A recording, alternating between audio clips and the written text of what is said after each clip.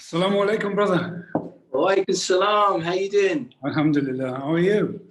Yeah, I'm good. Alhamdulillah. Alhamdulillah. Finally, face to face. Say again?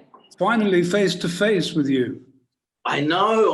Well, to be honest, I was hoping it would be physically face to face, but you know, the lockdown and all that. So yeah, I just figured that. I was due to come back to the UK, but then I realised I had to quarantine for 14 days, which would have meant that I would have, missed out on the OudFest. So I thought, and that was the main reason why I was going back so soon anyway. So I decided to stay here and oversee the rest of the distillation of the Sri Lankan that we put in the other day. So yeah. Excellent. And brother Rahel, your company is called OudBase, and right. Yours is actually the only company that I had any prior knowledge of before coming here today. Wow.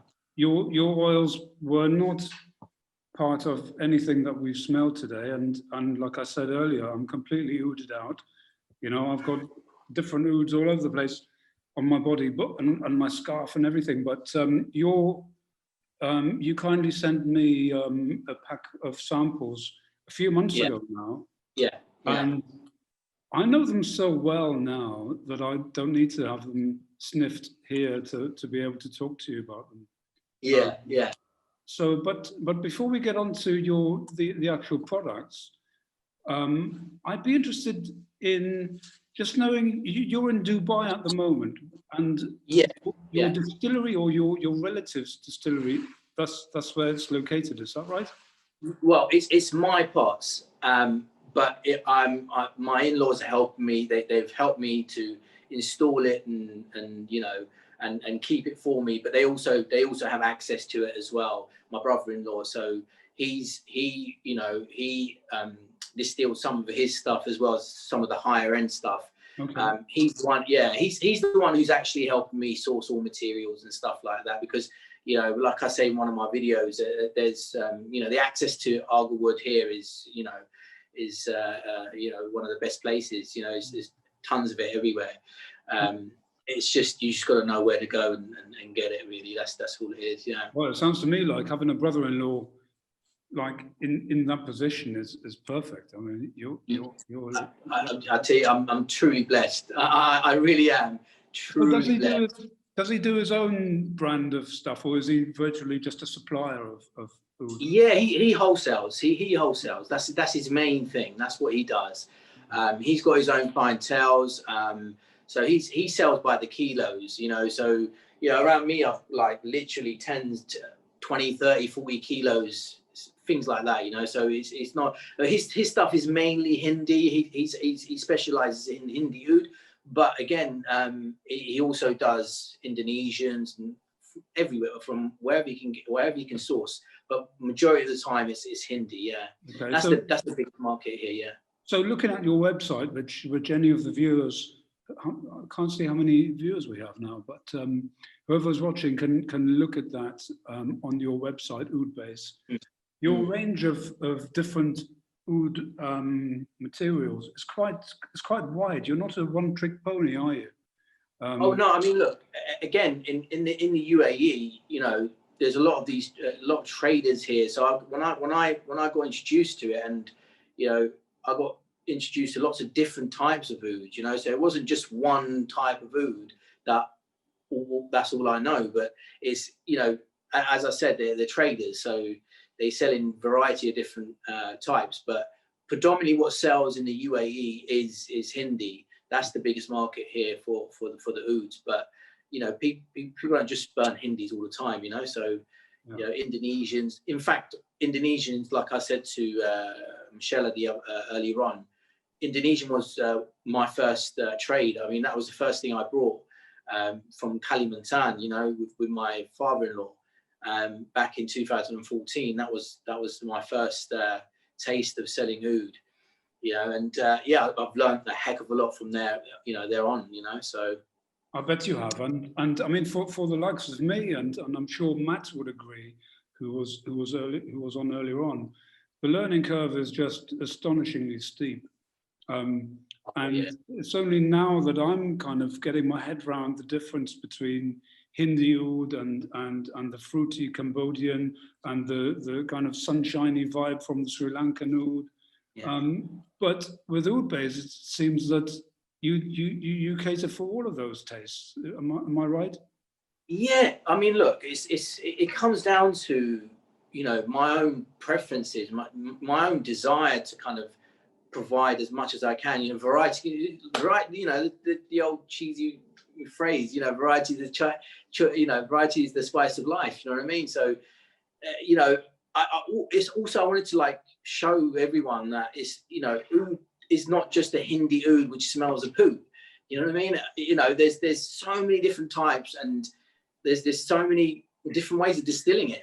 You know, and when you're distilling, like, you know, good quality oud, you know, it has so many different layers of facets in there that it just blows your mind, really. Yeah, so it certainly does. And I mean, one of the oils that really grabbed me from, I mean, they're all fantastic, I've got to say, but the one that and I keep telling people about my daughter who has an incredible oud radar, and you know, when she's ready to pack her bags and leave the house, then I know that I've got something really good on my hands. And so I spent a little bit of money. I mean, your prices are pretty good, so it wasn't too hard on my wallet to get a milliliter of Funkmeister, which just is just. You like the funk, huh?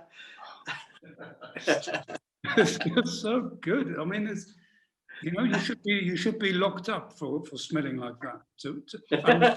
In some places you probably would be. But it's just, I mean, and I love the name. The name is just so spot on for it.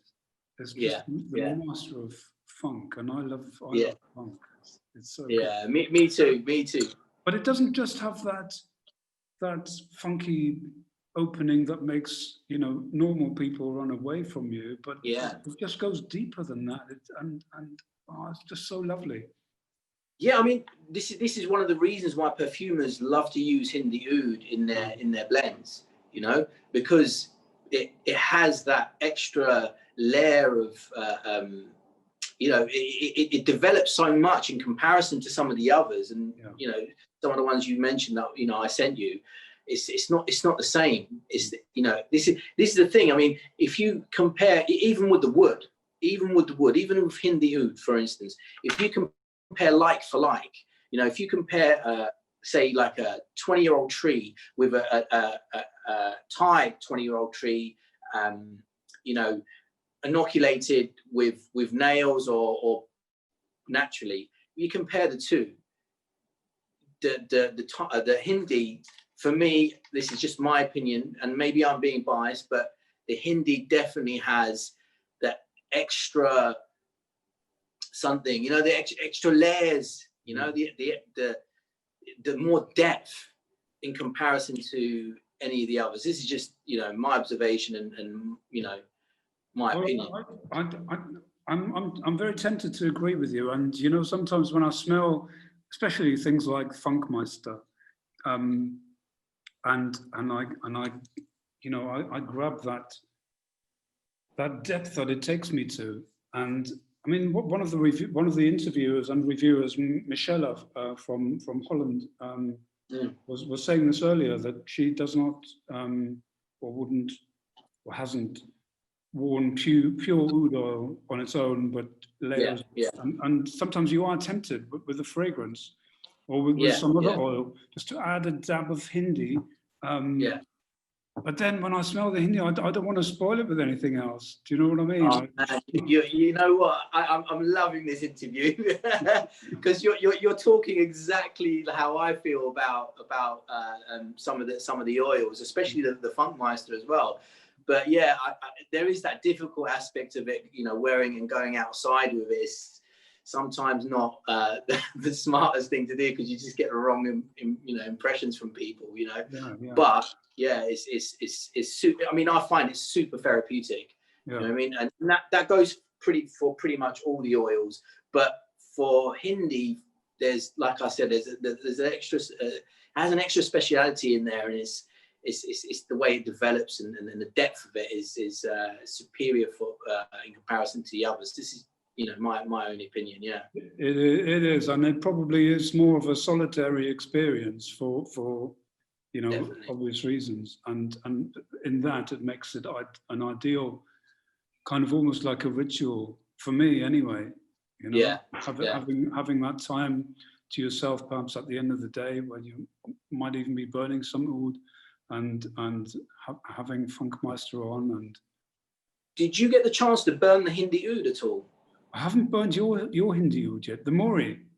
Yes. Yeah, yes. no. But I was speaking to Matt on the way here, and you know, he's been burning it, and he loves it. Yeah. I've only just recently got myself a burner, and yeah, I've started with incense just to get the hang of it, and I've only just the last few days bought these mica plates to go on the charcoal, because I didn't want to put the oud straight on the charcoal and then it's gone within 5 minutes. So I wanted to I think make it on that side of things, I think it's best to actually get an electric one and just, you know, lower the heat and stuff like this. But what you'll find is that you'll get different tones and notes from when you're burning on charcoal as opposed to burning on electric burner, and even ceramics as well. It's this is why it's just, you know, it's just such a mind-blowing experience, the whole thing, you know, really. Just I never get bored with burning oud, really. I'll never, and the day I do, oh my God. But it's so addictive, isn't it? I mean, you know, I started off burning incense sticks, and then I don't think I ever bothered with incense cones, but I mean, same kind of thing. And then with the burner, you get the real incense granules and the big lumps of stuff, and that oud wood, and you know, it is so addictive. It's like you know, habit forming, isn't it? Oh, absolutely. I mean, yeah. So look, this is the kind of thing I try and address as well. You know, obviously, you know, it is quite expensive ingredient, you know, so I try and I do my best to try and, you know, procure good quality wood for the price. Do you know what I mean? So for instance, it does take a certain level of skill to actually go and source those materials. It's easy to go and to a certain extent, if you've got someone who you trust, then it's fairly easy to go and buy some sinking grade, because you know, well, sinking grade is going to be good. Whereas when you're buying the lower grades, it takes more of a skill to go and, you know, select the pieces that you want, you know. So this is where I try and you know, this is what I did with my previous batch of the Bengali wood. But yeah, so this is what I'm trying. This is what I'm going to do with. This is what I've been doing with my Hindi that I've got here, which is called Hindi Solar. So hopefully I'll have that on my website, and I'm trying to make it as affordable as possible. You know, so hopefully. Just to get the word out, you know, I want more people to try it, man. I don't want it just for the rich and wealthy. Yeah. You know, this stuff is amazing. You know, it's really good for, you know, your mental and emotional health and meditation and stuff like this. You know, it's a beautiful product. Absolutely. I mean, I was talking to Brother Malik from Al Hashimi earlier about the availability or accessibility to. Yeah. I mean, we're talking high-end niche elite versus mass market, and I guess you're trying somewhere in the middle or near the sort of upper middle part to reach that kind of audience. You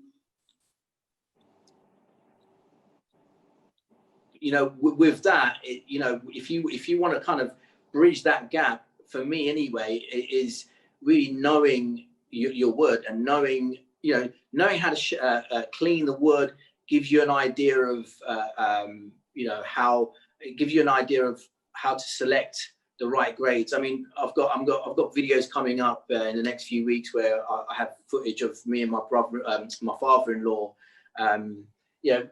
grading some of these woods here, and selecting certain amounts for me to purchase, and then obviously getting his him teaching me what to look out for and what pieces to buy, because in the trade they have specific names for specific wood pieces, specific shapes.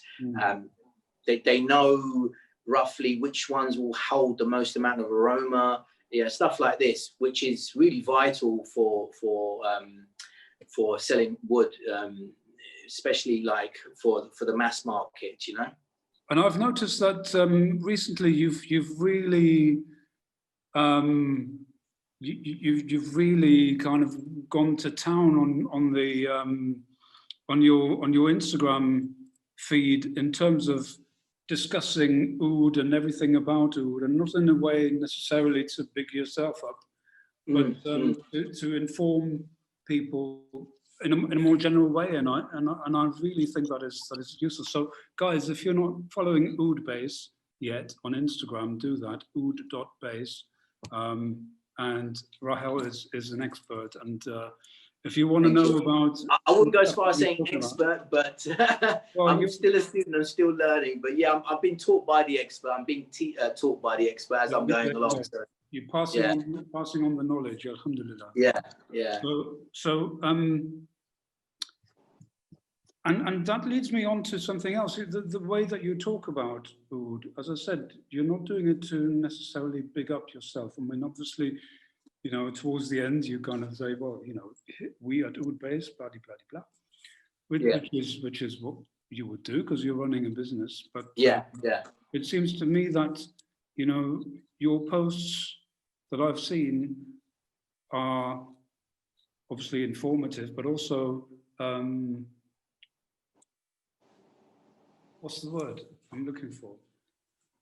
It seems to me that you're not an elbow kind of person, everybody else get out of the way and we're the best kind of thing, and that's what I like about you, and I love competition, so that's the feeling I've been getting here from Nadim, and the number of different vendors and companies that have joined the whole global OudFest.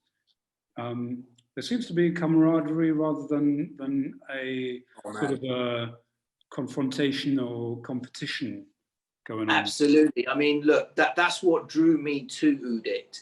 So now I went to a different OudFest, and then a few months later I came to this OudFest, and of course this one is different now. But the one I went to, where we actually physically met in a venue, and I got to meet everyone, and I was doing some interviews with everyone, and wallahi, to be honest, the vibe and the feeling I got from everyone was just like, wow, this is the OudFest, and this is what I wanted to be a part of. And as soon as I started talking to Nadim, and he was telling me about Oudit and stuff like this, I was like, wow, yes, I'm gonna open up shop with these guys. So that was my feeling. It just had such a vibe, and for me it represents oud. That vibe of the love, man. It's just, seriously, that's what it represents.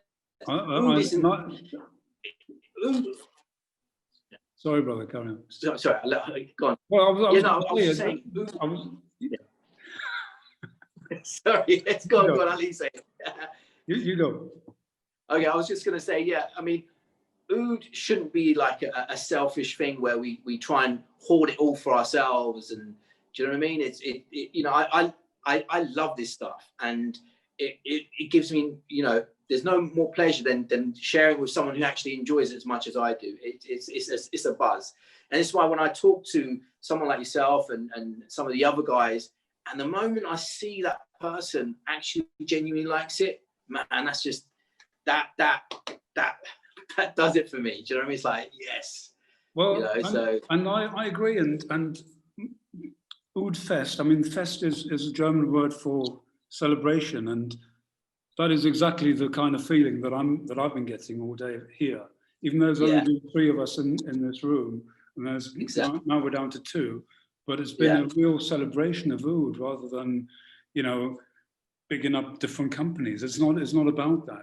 We're just celebrating the love, like you mentioned, and the joy that we all get from smelling this stuff and what it does to our head, you know, and not just the head, because it seems to, I mean, you smell the stuff and it seems to enter your soul, doesn't it? I mean, I know it sounds a bit hippie to say, but you, I mean, I know you know what I'm talking about.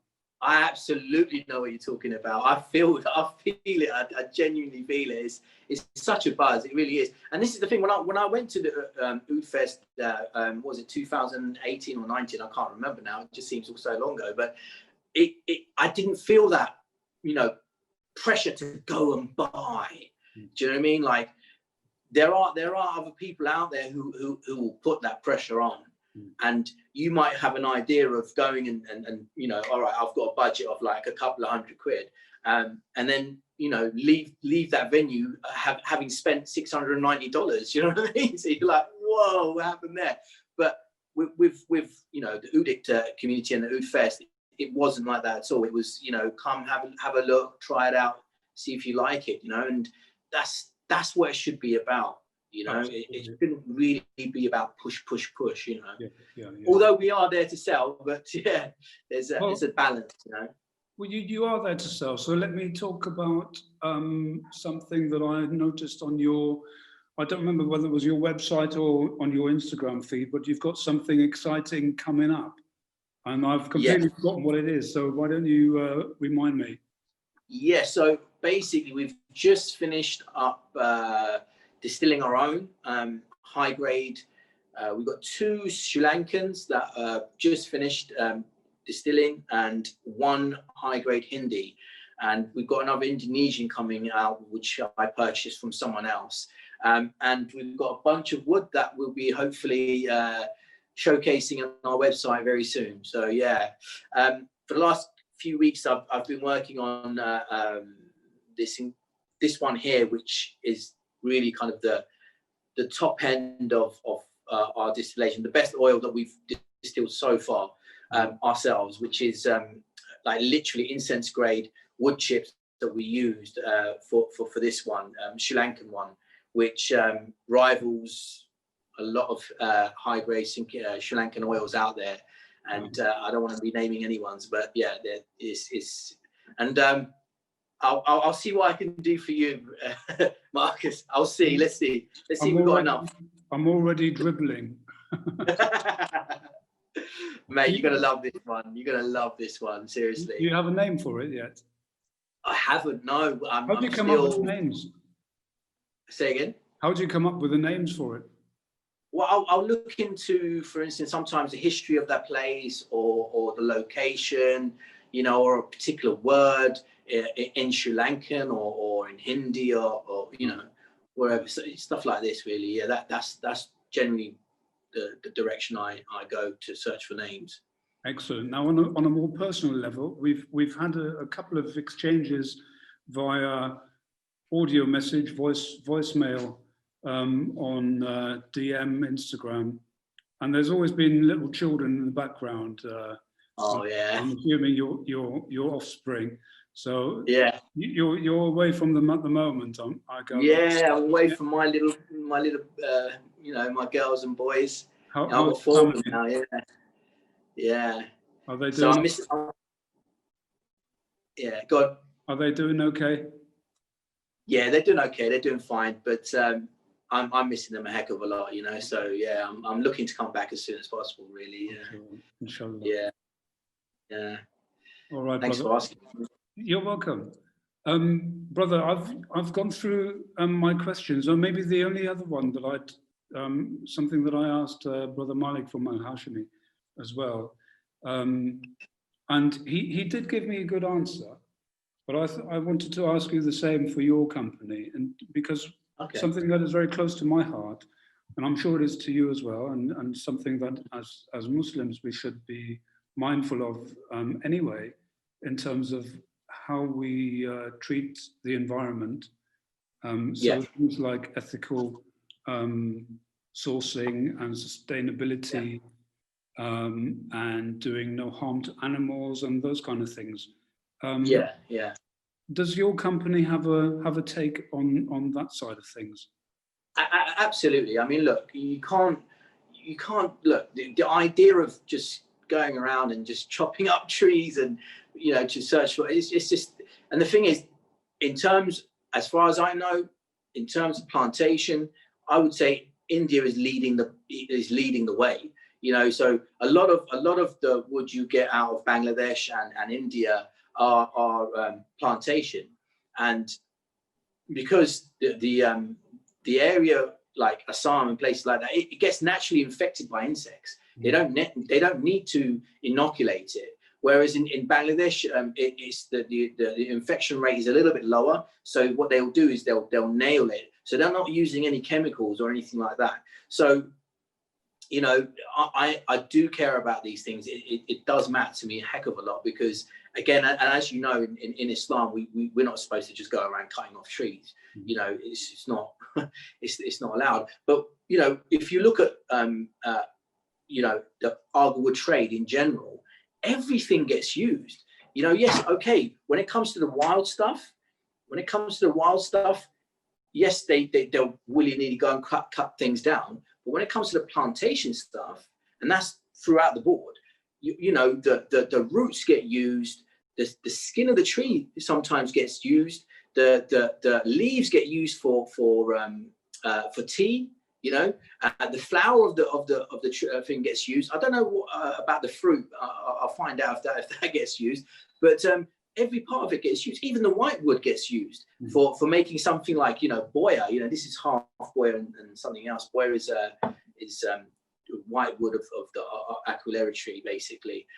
So everything gets used. You know, so this is the other thing about the trade. It's you know, especially the plantation aspect of it. You know, it's not all about just money and just, you know, destroying everything. No, it's a sustainable thing. It can be a really sustainable thing. Just look at India, you know, they're doing it pretty good. And even in Malaysia, you know, and Thailand, yeah, it's possible, you know. So yeah, it's a bright future, I think, if we obviously play our cards right. I heard of plans of introducing the aquilera tree to Australia and opening up a whole new source. Mate, you've been doing your research. I like that. I like that. Yeah, they've I think in Queensland, isn't it? They've got a plantation. Yeah. Wow, so, Marcus, you've impressed me with that one. Well done. I mean, that would potentially, I mean, looking at how huge Australia is, yeah, that would keep us happy for a few years, wouldn't it? Oh, absolutely. But I think only a certain area of Australia is accessible for. I think once the money comes flowing into that country from the Oudwood, yeah, you're going to see that multiplying. Yeah. Well, I can see them doing really well with that. You know, I mean, look, even in India, you know, like different parts of India, there where you never think that aquilera would be growing there and you know, getting infected. Well, there are people out there doing that, you know. So yeah, it's looking good, I think, you know, and we're heading the right direction. But obviously, more needs to be done about, you know. I think it's just educating some of the people who are going out there. If you've got, you know, some of the hunters and stuff like this, and you know, they're legal forest, you know, legal hunters and stuff like this. So yes, it's a touchy subject, but I'm definitely not for. I'm more for plantation and stuff like this, and you know, and this is the direction my company will be heading anyway. We will be acquiring in the near future our own plantation. At the moment, we've got, you know, I'm reliant on my father-in-law's plantation and his distillery. But that's in Bangladesh. Yeah, that's in Bangladesh, and they've got one in India as well. Okay. But you know, I intend to have my own. So you know, yeah. But at the moment, I'm using theirs. So yeah. I wish you luck with our venture, brother. Thank you. And I think, I mean, I've come to the end of my capabilities. I'm not a natural in front of the camera person. That's why I don't do a YouTube channel. You've done really well. Thank you very much. Is there anything you'd like to tell our fans and followers before we wrap it up and hand it back over to Nadeem? No, I think look, just come on to Oudict and you know, check out some of the vendors, check out all the topics that are on there. Yeah. You know, check out, you know, find out more about Argowood, and you know, and try some of our woods. You know, you won't regret it.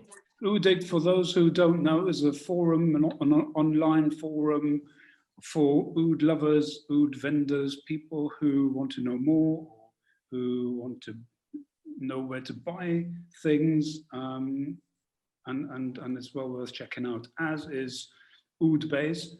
Brother Rahel, I've just been talking to from OudBase, so give him a follow on Instagram. He does really good quality content, very informative, and if you are so inclined, go and check out his oils that he produces. Samples are available, I believe. Yes. Yes, but not for all of them, but yes, for some of the oils that we sell. Yes, definitely. Absolutely. Thank you, Brother Rahel, and all the best. Assalamu alaikum. Walaikum salam. Thank you, Marcus. It was great talking to you. You too, brother. Take care. And next time you come to the OudFest, hopefully the COVID isn't around, and you know, I get to actually, you know, shake your hands and give you a hug and introduce you to. Well, listen, we're going to confiscate your passport 3 months before, so you don't go off anywhere. It was great chatting to you, Marcus. Walaikum salam.